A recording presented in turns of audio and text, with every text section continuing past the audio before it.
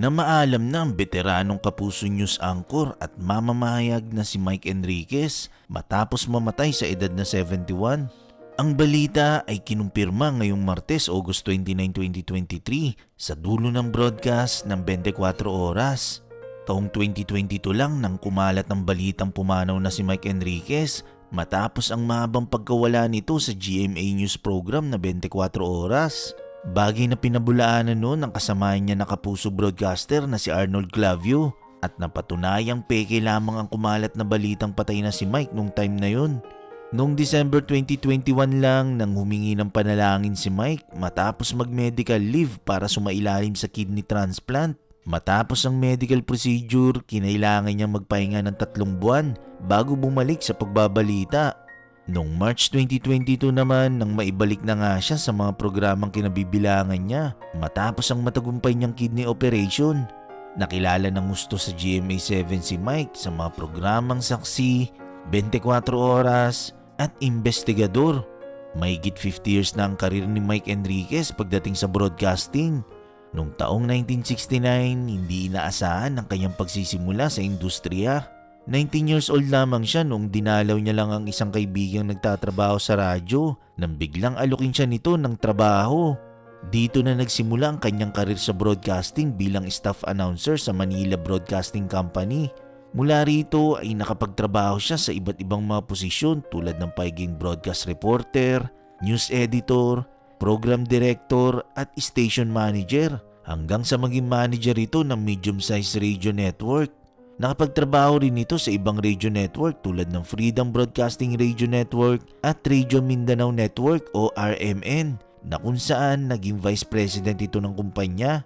Siya rin ang nasa likod kung bakit naging matagumpay at nanatili sa number 1 spot ng ilang taon ang DWKC 93.9.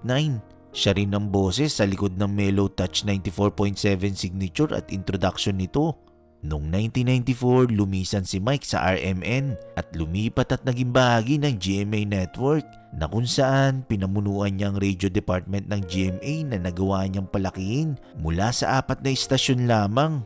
Nagsilbi siya bilang presidente ng RGMA Network Incorporated at Senior Vice President and Consultant for Radio Operation ng GMA Network. Ang kanyang TV career naman ay hindi rin inaasahan dahil noong 1995 noong nangangailangan ng GMA ng male anchor sa isang election coverage at siya ang napili. Pinatawag siya para sa isang meeting at sinabi na gusto nila itong maging TV anchor ng isang fast-paced na newscast, yung mabilis na balita at puro headlines lang. Kaya siya ang kinuha para maging anchor ng pinakabagong newscast ng GMA noon na Saksi.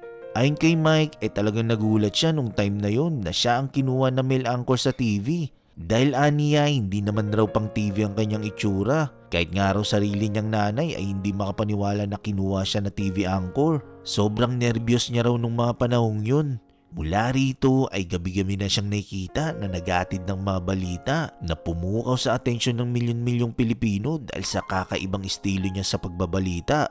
Noong January 1999, si Mike ay nagbalik radyo sa Super Radio DZBB kasabay ng bago niyang programa rito na Saksi sa Double B. Taong 2000 nang opisyal na maging investigador ng bayan si Mike na umaksyon at nagbigay solusyon sa mga sumbong at problema ng ating mga kababayan. Noong taong 2004, nag-iisa sa anchor si Mike ng 24 oras. Sa buong yugto ng kanyang karir sa pagiging news anchor, na-cover niya ang iba't ibang mahalagang events tulad ng EDSA 2, pananakop ng US sa Iraq, libing ni Pope John Paul II, pagkubkob sa Marawi, at maging ang pinsalang naidulot ng paggagupit ng bagyong Yolanda sa Tacloban. Ang kanyang husay ay kinilala hindi lang dito sa Pilipinas, kundi maging sa international stage. Ginawaran siya bilang one of the most child-friendly personalities ng Southeast Asian Foundation for Children at 3 beses siyang nakatanggap ng parangal consecutively mula sa Anak TV Seal. Nakilala si Mike dahil sa kanyang mga katagang, "Hindi namin kayo tatantanan" at "Excuse me po" matapos niyang maubo habang nagbabalita. Bukod doon, naging laman din siya ng iba't ibang mga memes sa social media dahil sa mga nakakaalim na video clips nito habang umuubo ito sa pagbabalita. Nagbigay na rin ng pahayag ang dating asawa ni Mark Anthony Fernandez ayon kay Melissa Garcia na Excuse me po. Excuse me po. Excuse me po. Nananatili ang galang niya sa akto sa kabila ng nangyari. Sa isang Facebook post, sinabi ni Melissa na... Excuse me po ulit. Excuse me po ulit. Mga kapuso, bumalik na po sa unang pwesto sa mga kandidato sa pagkapresidente si Vice Presidente George Barbinay. Yan po ay sa bagong survey, excuse me po, ng Pulse Asia sa pagkapresidente, sa pagkapangulo. Excuse me po, excuse me po, excuse me po, ng Pulse Asia sa pagkapresidente, sa pagkapangulo. Karumal-dumal ang sinapit ng kapitan ng isang barangay sa lungsod ng Manila. Natagpuan siyang patay sa San Mateo Rizal. Excuse me po. Excuse me po. Excuse me po. Mga icicles mula sa tahanan ng katotohanan. Ako po si Mel Tiangco. Ako po si Mike Enriquez Ay, po ako. si Mel, ha? Ako po si Mike Enriquez, walang kinikilingan, walang pinoprotektahan. At yung mga balitang aming tinutukan sa nakalipas sa 24 oras. Maraming salamat sa inyong pagtitiwala. Mula sa tahanan ng katotohanan, ako po si Mel Tiangco. Baka matsugi ka. Ako po si Mike Enriquez, ito ang GMA. Walang kinikilingan, walang pinoprotektahan. Men, walang kasinungalingan, serbisyong totoo lamang at dahil hindi natutulog ang balita. Nakatutok kami 24 oras. Ala, tawa. Meron pong mga taong tinatawag ako. Makakagalit na galit panggawa o galit gitna pa lang ng Mayo. At bilang pag-iingat sa bagong uri o strain ng coronavirus na yan, naka-heightened alert na po ngayon ang ating Bureau of Quarantine sa mga paliparan at mga pier.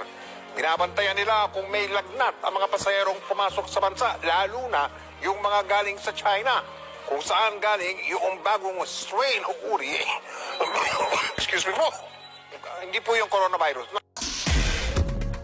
Huwag po kayong manahimik o magdalawang isip. Kung may alam kayong katiwalian o reklamo, ipaalam ninyo sa sumbungan ng hatlo, ng